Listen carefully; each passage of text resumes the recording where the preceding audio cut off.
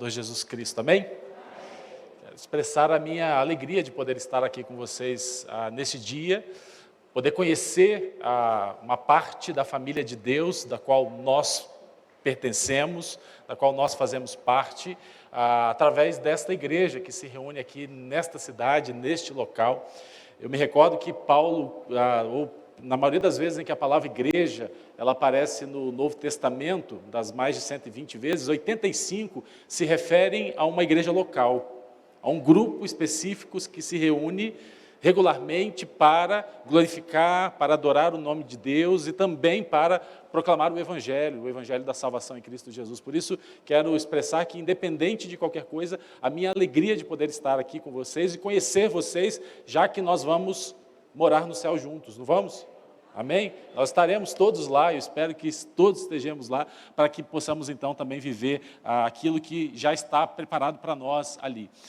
Já foi apresentada a minha família, que está aqui com vocês, e eu quero também aproveitar essa ocasião, ao conhecê-los e ao estar com os irmãos, de trazer também uma palavra de saudação e de reconhecimento em nome da Convenção Batista Brasileira. Hoje, fazendo parte da diretoria da Convenção Batista Brasileira, nós temos ali estabelecido que onde nós estivermos, nós estaremos sempre levando uma palavra de saudação, de reconhecimento, de gratidão às igrejas, e claro, faço isso aos irmãos, por esses anos em que os irmãos têm aqui sido uma igreja bíblica, uma igreja relevante, uma igreja compromissada com a missão que nós recebemos de pregar o Evangelho aqui nessa cidade e em cooperação, aquilo que os irmãos fazem também aqui nesse estado, no estado do Rio de Janeiro, na nossa pátria e ao redor do mundo todo. Então, em nome do nosso presidente, pastor Ilquias, da Anunciação Paim, pastor da Igreja Batista em Lindóia, lá no Paraná, quero trazer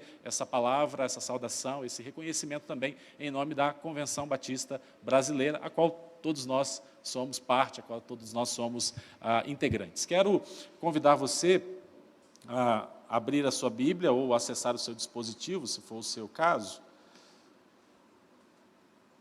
1 Timóteo, capítulo 3, de 14 a 16. 1 Timóteo, capítulo 3, de 14 a 16. E eu queria conversar com você nessa manhã, refletir com você nessa manhã sobre por que a igreja é importante. Por que a igreja é importante. 1 Timóteo, capítulo 3, de 14 a 16, a palavra de Deus assim nos diz: escrevo essas coisas a você, esperando ir vê-lo em breve. Mas se eu demorar, você saberá como deve proceder na casa de Deus, que é a igreja do Deus vivo, coluna e fundamento da verdade. Sem dúvida, grande é o mistério da piedade. Aquele que foi manifestado na carne, foi justificado em espírito, visto pelos anjos, pregado entre os gentios, crido no mundo e recebido na glória. Senhor, nós estamos diante da Tua palavra, ó Deus, e nós carecemos da ação do Teu Santo Espírito, trazendo iluminação, trazendo compreensão, clareza aos nossos entendimentos acerca daquilo que o Senhor mesmo quer falar conosco nessa manhã. Por isso, nós oramos pedindo isso ao Senhor e fazemos essa oração. No nome de Jesus. Amém. Meus irmãos, se nós saíssemos daqui agora e começássemos a percorrer as ruas dessa linda cidade que é Petrópolis, aliás, estou tendo a alegria de voltar aqui 33 anos depois. Eu estive aqui com 10 anos de idade. A minha tia era ministra de música na PIB de Campo Grande, e nós viemos nessa ocasião para visitá-la, junto com os meus avós e os meus irmãos, e nós viemos aqui em Petrópolis. Eu lembro nitidamente da visita ao Museu Imperial, à Casa de Santos Dumont, de maneira que ontem pude recordar isso, junto com a Júlia, junto com a minha filha. Mas se nós saíssemos pelas ruas dessa linda cidade, perguntando às pessoas por que a igreja ela é importante, eu creio que nós teríamos uma gama muito variada de respostas a essa indagação, a essa pergunta. As respostas seriam amplas, porque a igreja é importante. Eu acho que algumas pessoas, por exemplo, ririam de nós, porque para elas, igreja não é importante, igreja não é relevante. Para elas, a igreja existir ou não faz diferença para suas vidas, para a sua visão de mundo, acerca da realidade, acerca de todas as coisas. Eu creio que alguns vão categorizar a igreja na mesma categoria do Museu Imperial, ou seja, para eles igreja serve para guardar coisas velhas, coisas antigas, coisas ultrapassadas. Mas creio também que outros expressariam a sua resposta talvez num tom mais político, dizendo, olha, para mim a igreja é esse bloco de pessoas que vão votar em pautas, em assuntos específicos que lhes são dos interesses. Então, também buscam colocar e eleger políticos que defendam esses valores, esses interesses que eles têm em comuns. Para eles, então, a igreja é um bloco político. É um grupo de pessoas que tem um pensamento, uma ideologia política. Mas creio que também algumas outras pessoas nos responderiam a essa pergunta dizendo, para mim, a igreja tem a sua relevância, dizendo da sua visão da igreja como uma instituição social. Ou seja, a igreja ajuda a atender às necessidades das pessoas. A igreja ajuda a atender às necessidades físicas, materiais, emocionais, espirituais das pessoas menos favorecidas. Pude receber o relato do Henrique da maneira fantástica como os irmãos serviram aqui há um ano atrás a essa cidade, naquela tragédia que se abateu sobre vocês. E nós de lá de Campos oramos, nós de lá de Campos estivemos intercedendo e fiquei maravilhado em ver como que a igreja se uniu, então, para, sim, ser resposta nesse momento às necessidades que estavam se colocando diante de vocês. Mas para muitos a igreja é só uma instituição de cunho social, que vem, então, para ajudar o Estado, ajudar a sociedade dentro dessas necessidades de amparo, seja emocional, seja físico, seja material, seja espiritual. Para alguns, a igreja ela está posta apenas para ajudar naqueles momentos cruciais da vida. Nascimento, casamento, morte, tempos de crise, tempos de dificuldade. Existem pessoas, por exemplo, que procuram a igreja todas as semanas porque lá elas se sentem bem. E elas querem estar na igreja para que elas possam receber uma pílula, quem sabe, uma dose de ânimo a cada semana. Então ela vai à igreja, ela vem à igreja para que ela possa então ser injetada, possa ser dada essa dose de maneira que ela tenha condições de passar por mais uma semana e na semana seguinte ela volta com esse mesmo objetivo, com esse mesmo propósito. Mas à medida em que nós continuamos as nossas entrevistas, o nosso questionário às pessoas dessa cidade, nós nos deparamos com um homem baixo, careca, barbudo. Eu não estou fazendo referência a ninguém aqui, tá bom? Não estou olhando para ninguém agora e nem pensando em ninguém aqui no auditório. Mas nós encontramos esse homem, talvez na esquina, talvez na praça. Esse homem parece decididamente um judeu. Suas características é realmente de um judeu. A gente, talvez um pouco hesitante, pergunte para ele, Senhor, nós estamos perguntando às pessoas aqui hoje o que elas acham da igreja, porque a igreja é importante. O Senhor poderia responder essa pergunta para nós? Eu creio que todos nós não estaríamos preparados para a resposta que nós obteríamos. Porque aquele homem diria assim para nós, eu acredito que a igreja de Jesus Cristo, ela é a força mais importante no mundo hoje. Eu acredito que a igreja de Jesus Cristo tem a tarefa mais importante do que os governos, mais importante do que as universidades, todas elas juntas. A igreja sobrepuja eles. Não há nada que se compare com a força e com a importância da igreja de Cristo. E talvez a gente se surpreenderia e dizer, Senhor, mas essa sua afirmação é um tanto forte. E por que o Senhor está dizendo isso? E talvez ele diria para nós, porque o evento mais significativo na história humana foi quando o Deus vivo se encarnou. Quando o Deus vivo assumiu a forma humana e viveu entre nós como na pessoa de Jesus Cristo. E claro, nós sabemos que ele veio com a missão de pagar o preço e a culpa dos nossos pecados lá na cruz. E desde que Jesus, o Deus em forma humana, o Deus encarnado, ascendeu aos céus, agora a sua igreja tem a tarefa de continuar levando Cristo a cada pessoa, a cada vida, a cada coração. Por isso, meus irmãos, a igreja ela é importante porque a igreja revela Cristo. Assim como Cristo revela Deus em forma humana. E se você não guardar nada do que eu disser daqui para frente, guarde isso. Retenha isso. A igreja ela é importante porque ela revela Cristo. Assim como Cristo revela Deus em forma humana. Isso é aquilo que o nosso amigo judeu está dizendo aqui, ou seja, Paulo está dizendo aqui em 1 Timóteo, capítulo 3, de 14 a 16. Paulo está dizendo que a igreja ela é a encarnação contínua do Deus encarnado. Você sabe que a palavra encarnado, ela vem de duas palavras latinas que significam encarne, assumir a forma humana. Isso significa que Deus assumiu um corpo humano na pessoa de Jesus Cristo. E desde que Jesus ascendeu aos céus, cerca de 40 dias após a sua ressurreição, agora nós, a igreja, continuamos representando esse Deus encarnado até que Ele volte. Até que a gente complete a missão, porque você sabe muito bem que Jesus só vai voltar quando a missão for completada. Quando cada pessoa neste mundo tiver ouvido falar de Jesus, do amor de Deus, do sacrifício de Jesus por nós lá na cruz.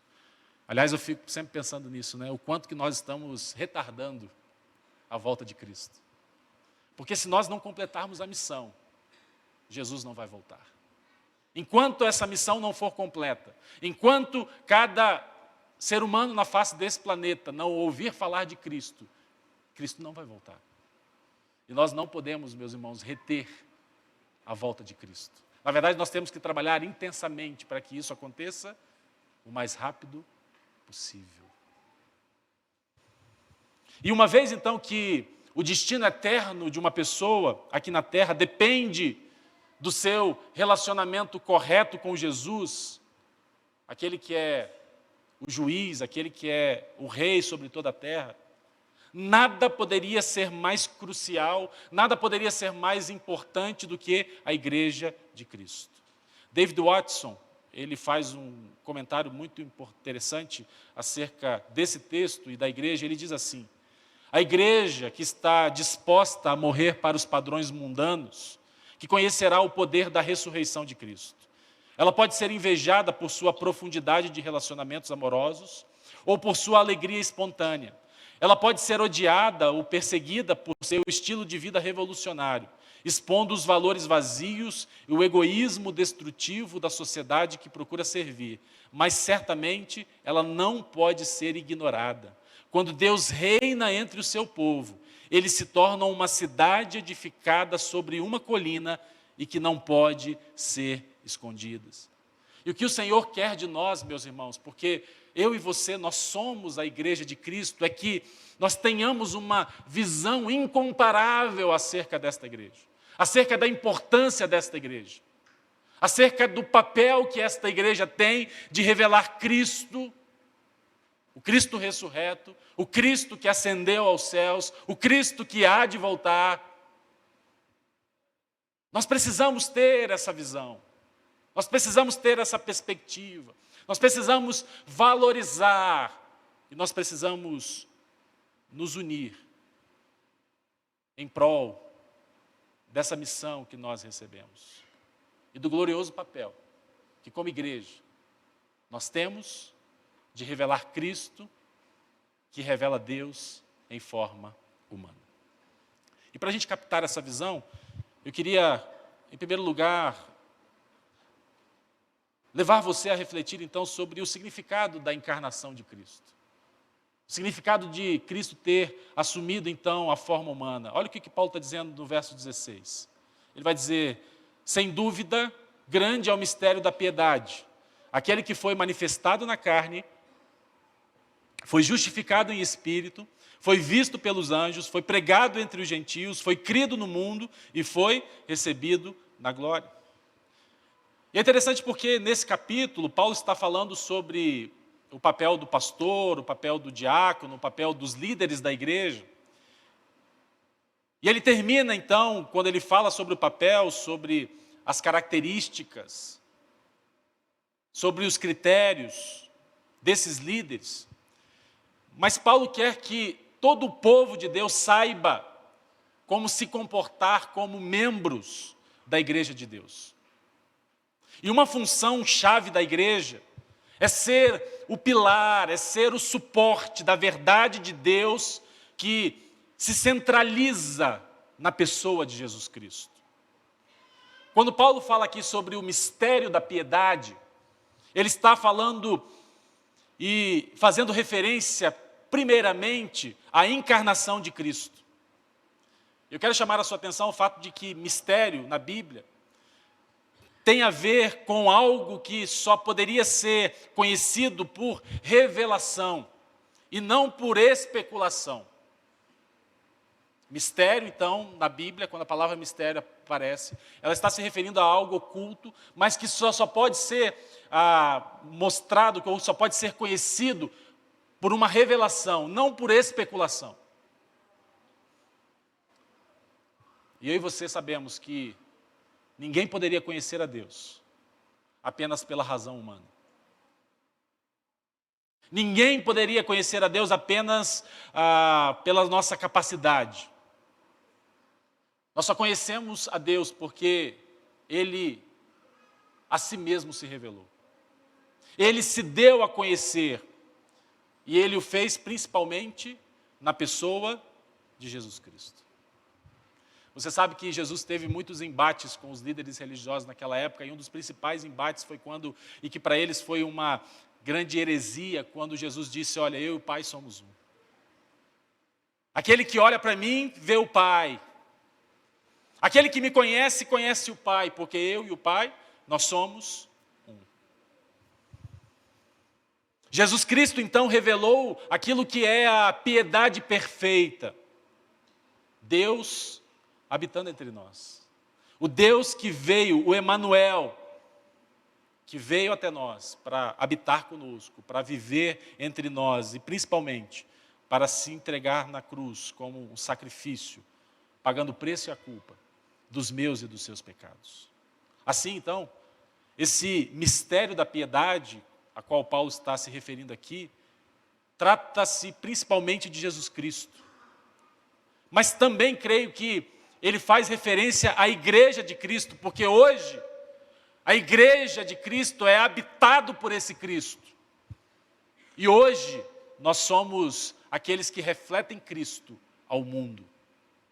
Hoje nós somos aqueles que são os braços e as mãos de Cristo, se materializando então na vida das pessoas. Há uma história de uma cidade que foi da Itália, que foi bombardeada na Segunda Guerra Mundial, e a cidade foi completamente destruída. E era uma cidade de uma religiosidade muito forte, muito latente, e havia uma estátua que representava Cristo e que para eles era muito especial, muito significativo. E aquela estátua também foi destruída naquele bombardeio. E uma das primeiras coisas que os habitantes daquela cidade começaram foi exatamente o processo de reconstrução, o processo de restauração daquela estátua. Chamaram alguns artistas que pudessem os ajudar nesse trabalho, e eles começaram a reconstrução. Porém, eles chegaram num momento difícil, porque as mãos da estátua haviam sido tão destruídas, tão fragmentadas, que não era possível uma restauração. E eles se dividiram, porque alguns queriam deixar a estátua daquele jeito. Outros queriam chamar, talvez, um artista mais competente para que pudesse moldar novas mãos para aquela estátua. e depois de uma divergência, de uma ampla discussão, eles decidiram deixar a estátua sem mãos. Mas decidiram colocar uma placa na base daquela estátua, com uma inscrição: vós sois as minhas mãos. Nós somos as mãos de Cristo, meus irmãos. Nós somos os braços de Cristo hoje para alcançar as pessoas. Mas Paulo prossegue dizendo aqui que ele foi manifestado na carne. Embora os melhores manuscritos aqui não digam a palavra, não apresentem a palavra a Deus, nós sabemos muito pelas Escrituras, por outras passagens das Escrituras, que Jesus Cristo é Deus revelado em carne. Você lembra que João começa o seu evangelho com o seu prólogo, dizendo: no princípio era o verbo estava com Deus e o verbo era Deus. E no verso 14, João continua dizendo: e o verbo se fez carne e habitou entre nós, e nós vimos a sua glória como a glória do unigênito do Pai.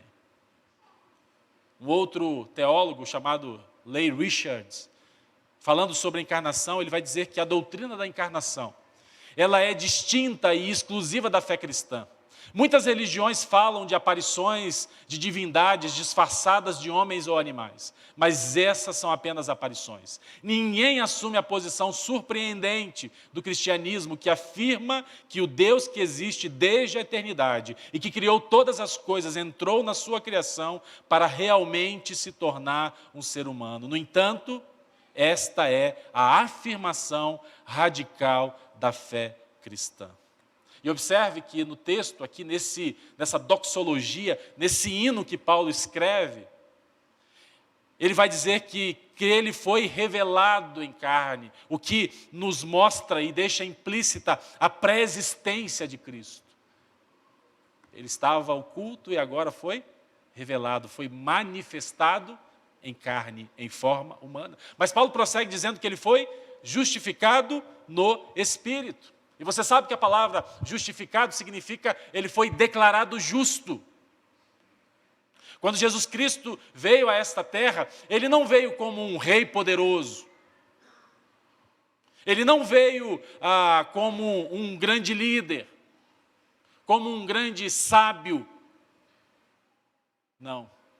Como é que Jesus Cristo veio a essa terra? Ele veio na forma de servo.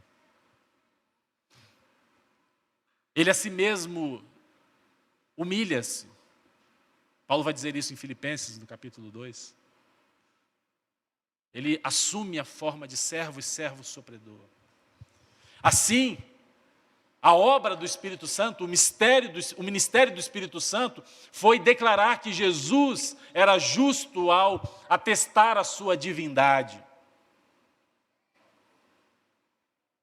E quando Jesus, então, vai para a sua extrema humilhação na cruz, carregando os nossos pecados. E a Bíblia diz que ele foi contado entre os transgressores. O Espírito de Deus, o Espírito Santo, declara que Jesus era o Filho de Deus ao ressuscitá-lo dos mortos. Paulo vai dizer isso em Romanos capítulo 1, verso 4. Ele diz assim: e que mediante ao Espírito da Santidade foi declarado Filho de Deus com poder pela sua ressurreição dentre os mortos, Jesus Cristo, o nosso Senhor. Porque a questão aqui é simples, meus irmãos. Se Jesus Cristo ele fosse um pecador, ele não teria de morrer pelos seus próprios pecados. E Deus não teria ressuscitado dentre os mortos. Mas o fato de que Deus o ressuscitou mostra que Jesus é o justo. Porque ele viveu uma vida sem pecado. E por isso pôde se apresentar como um sacrifício substitutivo a mim e a você.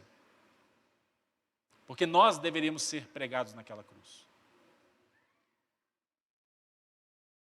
Mas Paulo prossegue dizendo que ele também foi visto pelos anjos. Interessante que os anjos sempre tiveram um interesse muito grande na vida, na pessoa do nosso Salvador, desde a sua concepção até a sua ascensão, né? São vários os episódios da aparição dos anjos. Por exemplo, você sabe que foi um anjo que anunciou a José e a Maria que eles seriam pais de Jesus. os pais físicos, os pais biológicos de Jesus. Foram os anjos que proclamaram o nascimento de Jesus aos pastores.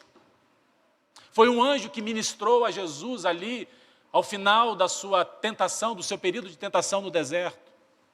Foi um anjo que fortaleceu Jesus ali, após a sua agonia no jardim de Getsêmani, quando a palavra diz que a sua agonia era tão grande que o seu suor se tornou em sangue. Foram os anjos que proclamaram a ressurreição de Jesus. Foram os anjos que se dirigiram àquela multidão que estava ali, que viu o nosso Senhor sendo elevado nas nuvens, ressurreto, em grande poder e glória. Talvez aqui a referência seja especialmente a ressurreição de Cristo, que garantiu então a vitória final sobre Satanás, sobre as hostes demoníacas, a vitória sobre a morte, o triunfo de Cristo ali na cruz. E Paulo está dizendo que isso foi então contemplado pelos anjos. Os anjos foram testemunhas daquilo que é a coisa mais extraordinária que já aconteceu neste mundo. Mas ele prossegue dizendo que ele também foi pregado entre os gentios. E você sabe que, principalmente após a ressurreição de Jesus, Jesus deixa claro que o evangelho deveria ser pregado, que a sua mensagem de salvação deveria ser levada a todas as pessoas, não apenas aos judeus, mas a todas as nações. O texto base da campanha de missões mundiais esse ano é o texto da grande comissão, que diz: portanto, vão e façam discípulos de todas as nações, batizando-os em nome do Pai, do Filho e do Espírito Santo, ensinando-os a guardar todas as coisas que tenho ordenado a vocês, e eis que eu estou com vocês todos os dias até o fim dos tempos. Meus irmãos, há apenas uma mensagem que eu e você temos e somos chamados a proclamar. Aquela que Paulo diz em 1 Coríntios capítulo 15, versos 3 e 4, quando ele diz assim: antes de tudo entreguei a vocês o que também recebi, que Cristo morreu pelos nossos pecados, segundo as Escrituras, e que foi sepultado e ressuscitou ao terceiro dia, segundo as Escrituras. Essa é a nossa mensagem. É isso que nós devemos proclamar, é isso que nós devemos anunciar. Mas Paulo prossegue no seu hino dizendo que ele foi também crido no mundo. E o que Paulo está dizendo aqui é que o único meio que Deus ordenou para cada pessoa ao redor desse planeta receber o dom da vida eterna é essa: crer no seu unigênito Filho. Porque Deus amou o mundo de tal maneira que deu o seu Filho unigênito para que todo aquele que nele crê não morra, não pereça, mas tenha a vida eterna. E ele fecha essa doxologia dizendo que ele foi recebido na glória. Obviamente, claro, fazendo referência à ascensão corporal de Cristo. E agora, eu e você sabemos que Jesus está assentado à direita do Pai. Ele tem toda a autoridade nos céus e na terra. E como aqueles anjos que estavam ali, que anunciaram aqueles discípulos dizendo: agora vão, porque esse mesmo Jesus que vocês estão vindo ser elevado nas nuvens, um dia ele vai voltar à terra. Ou seja, ele vai voltar da mesma maneira que ele está subindo, ele vai voltar visivelmente, ele vai voltar corporalmente, ele vai voltar com poder e glória.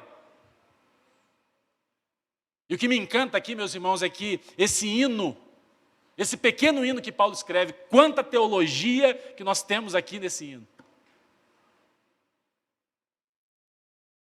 Em poucas palavras, Paulo fala sobre a encarnação, sobre a vida, sobre a morte, sobre a ressurreição, sobre a comissão e sobre a ascensão de Jesus Cristo. Esse Jesus que é Deus revelado em forma humana, tal como é o nosso Salvador.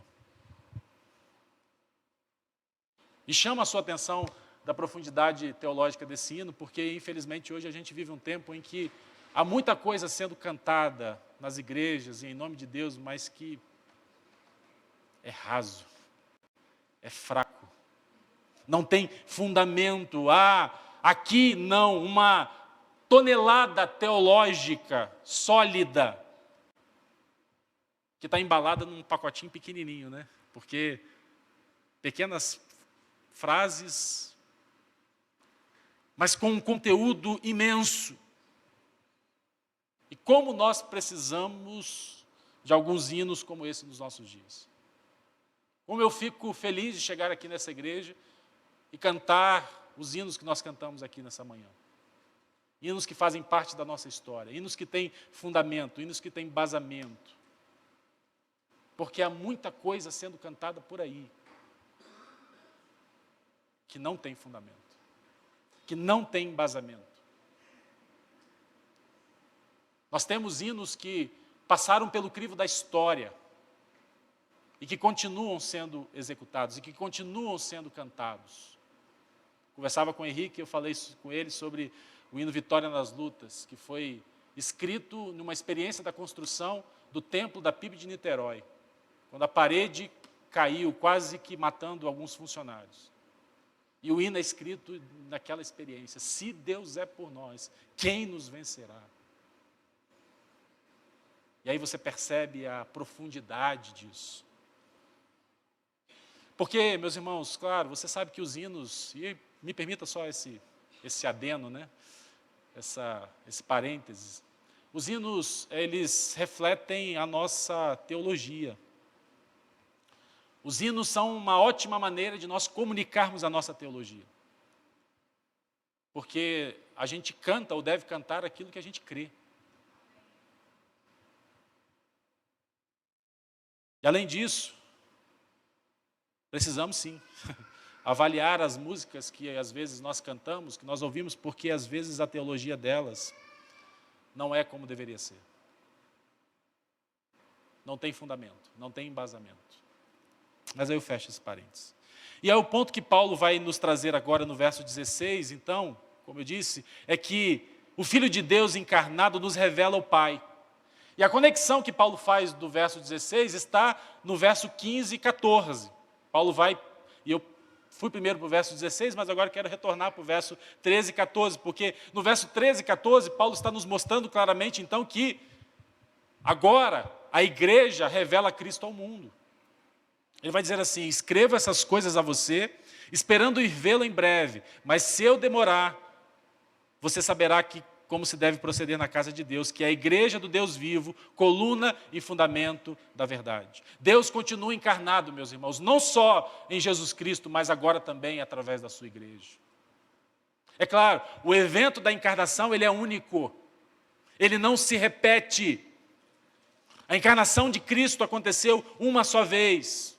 Uma só vez, Deus entrou na história. Uma só vez, Deus assumiu a forma humana, através daquele bebezinho que nasceu, que cresceu como ser humano e que morreu na cruz por nossos pecados. E esses eventos, eles nunca podem ocorrer novamente.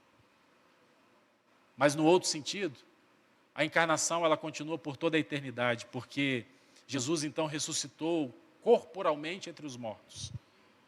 Jesus ascendeu corporalmente aos céus. E agora, eu e você, a igreja de Cristo, nós somos a expressão visível do nosso Salvador, que atualmente está no céu, mas que um dia há de voltar, para buscar aqueles que são os seus. E é claro, você sabe muito bem que quando eu me refiro à igreja, não estou falando do prédio, não estou falando desse belo espaço que vocês têm.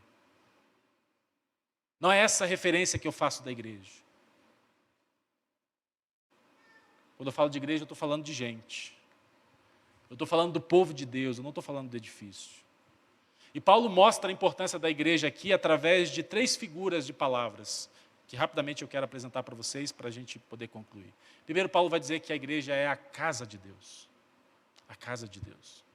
E esse termo, meus irmãos, traz a ideia de que a igreja ela é a família estendida de Deus, que tem um chefe. É uma família que tem um chefe. Quem é o chefe dessa família? É o pastor? É o diácono? É o presidente da igreja? Não, quem é o chefe? É Deus. Deus é o chefe dessa família.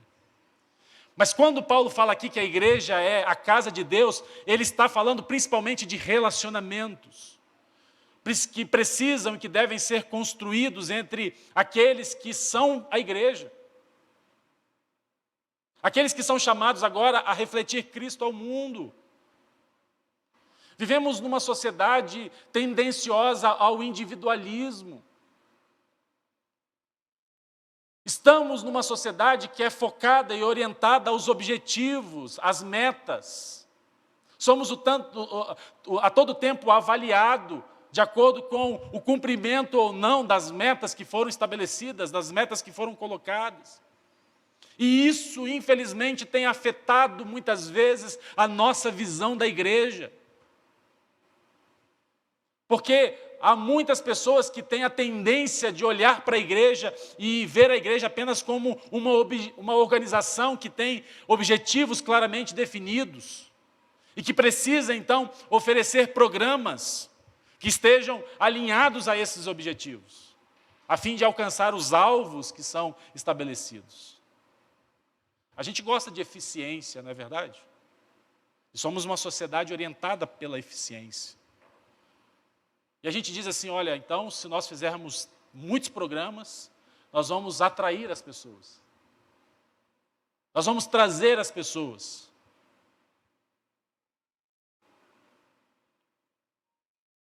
Mas a questão é, será que esse é o nosso foco principal?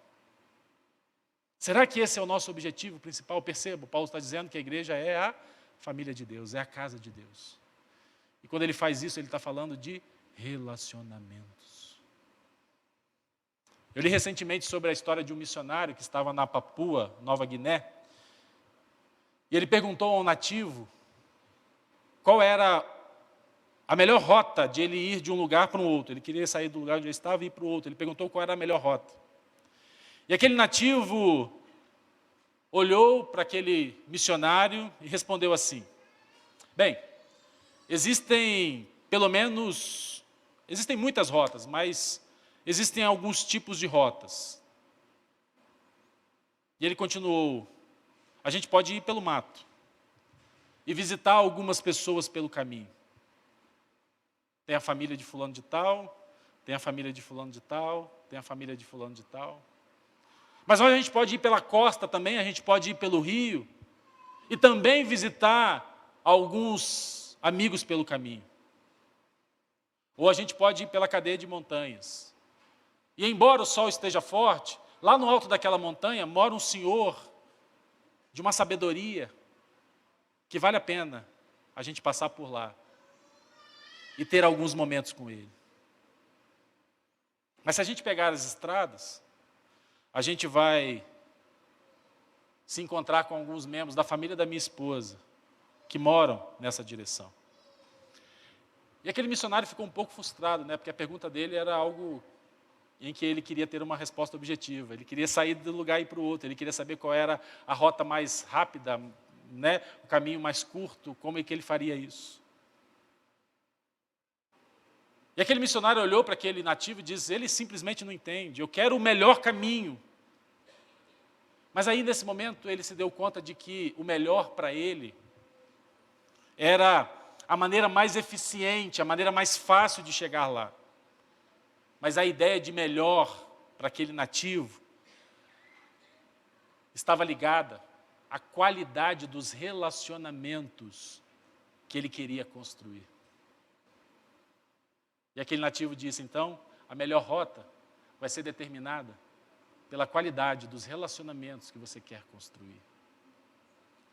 Meus irmãos, eu acho que essa definição de melhor, daquele nativo de Papua Nova Guiné, ela está mais de acordo com as Escrituras Sagradas.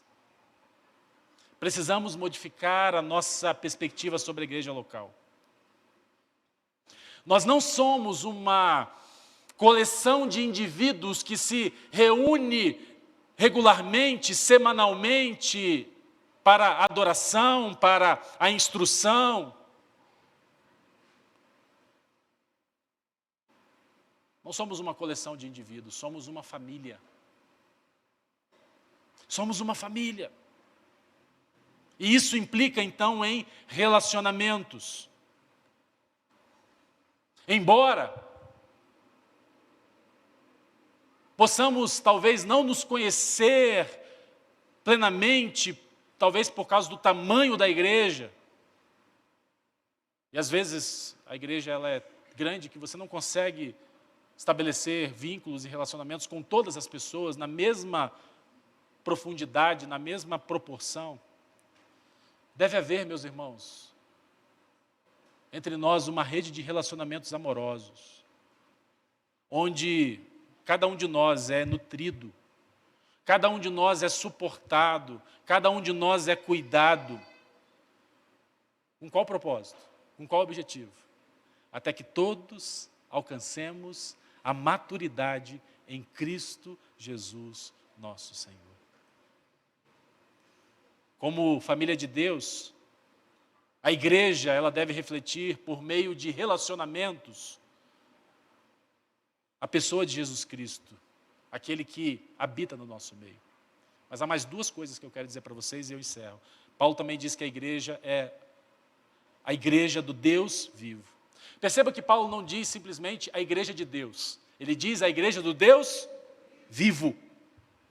Ou seja, é na igreja, ou a igreja é o lugar onde Deus habita, onde Deus está, onde Deus opera. De maneira então que, quando eu digo que a igreja é a família de Deus, e ao dizer isso eu estou falando que Paulo está se concentrando aqui nos relacionamentos uns com os outros, que precisam ser construídos, estabelecidos, edificados. Agora, ao dizer que a igreja é a igreja do Deus vivo, Paulo está se concentrando no nosso relacionamento com Deus. Romanos capítulo 9, versículos 25 e 26, ele diz, como ele diz em Oséias, chamarei o meu povo a quem não é meu povo, e chamarei minha amada a quem não é minha amada, e acontecerá que no mesmo lugar que se lhes declarou, vocês não são o meu povo, eles serão chamados filhos do Deus vivo. E você sabe que a palavra eclésia, igreja, no Novo Testamento, traz a ideia daqueles que são chamados para fora. Daqueles que foram chamados para sair desse mundo pecaminoso, daqueles que foram chamados agora para ser um povo santo, separado para Deus, para que o Deus vivo possa habitar no meio deles, possa operar no meio deles, ou melhor, possa habitar entre nós, possa operar entre nós.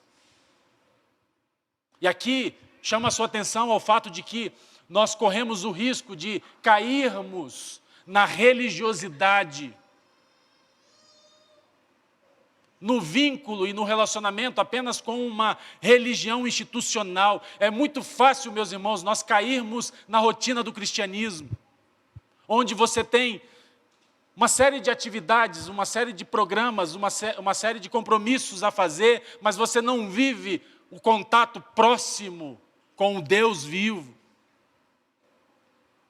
Você pode até ter o seu momento de devocional, o seu momento a sós com Deus, o seu momento de intimidade com Deus, mas você não se concentra ou você não se encontra com o Deus vivo e verdadeiro. Corremos o risco de estarmos aqui culto após culto, mas não termos contato com o Deus vivo. Porque eu digo a você, é impossível entrarmos na presença de Deus, estarmos perante o Deus vivo e verdadeiro, e não sermos tocados por Ele, não sermos transformados por Ele. Há um dia conta essa história de que uma igreja que fica bem próxima à Casa Branca, nos Estados Unidos, o pastor estava no seu gabinete e o telefone tocou.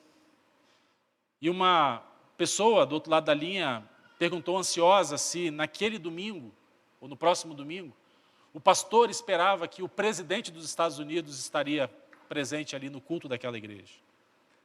Porque o presidente daquela época tinha um costume de participar dos cultos daquela igreja. E aquele pastor respondeu: bem, isso eu não posso prometer, mas eu espero. E eu imagino que Deus vai estar. E isso será um grande incentivo para que tenhamos uma grande quantidade de pessoas para virem e se encontrarem com o Deus vivo e verdadeiro. Meus irmãos, é com essa perspectiva que nós devemos vir à igreja. Devemos vir à igreja na perspectiva, na esperança de que sejamos encontrados por esse Deus vivo, por esse Deus verdadeiro.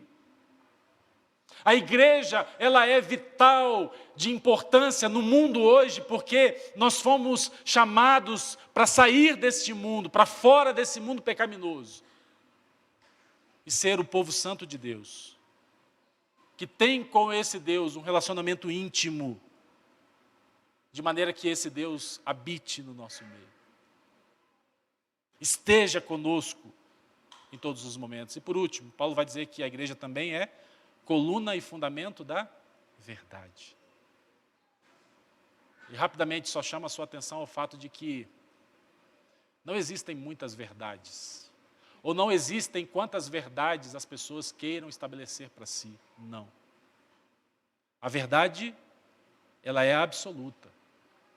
A verdade, ela independe de nós.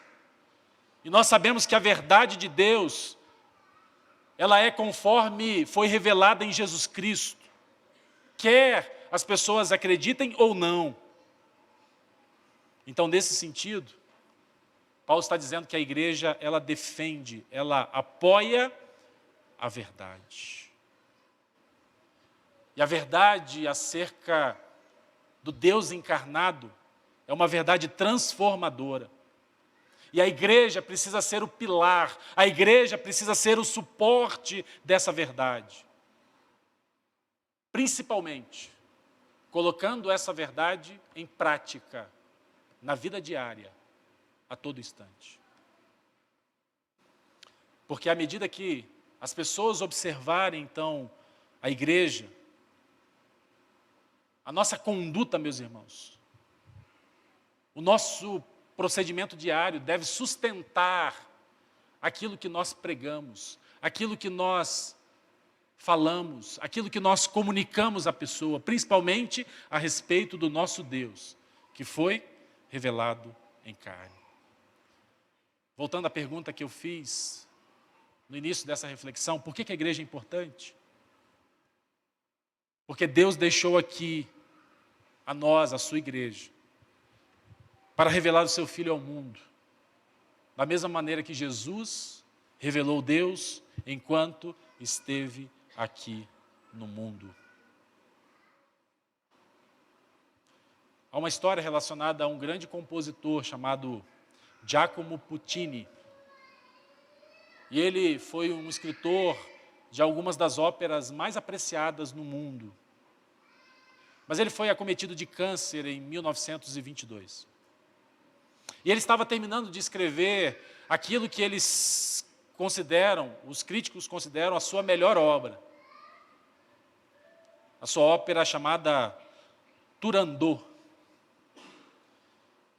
E os seus alunos, os seus discípulos, eles o tempo todo pediam para que o seu mestre economizasse as energias, de maneira que ele deixasse, olha, não vale a pena mais, você precisa agora economizar as suas energias, então deixe esse trabalho de lado.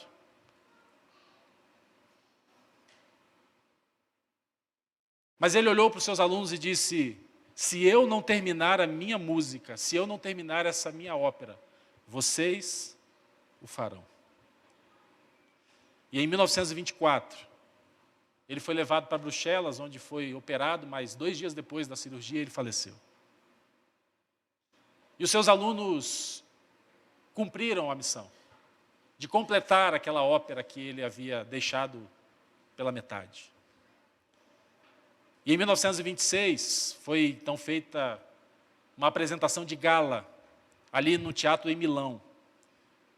Estava regendo aquela ópera o aluno favorito de Puccini, chamado Arturo Toscanini.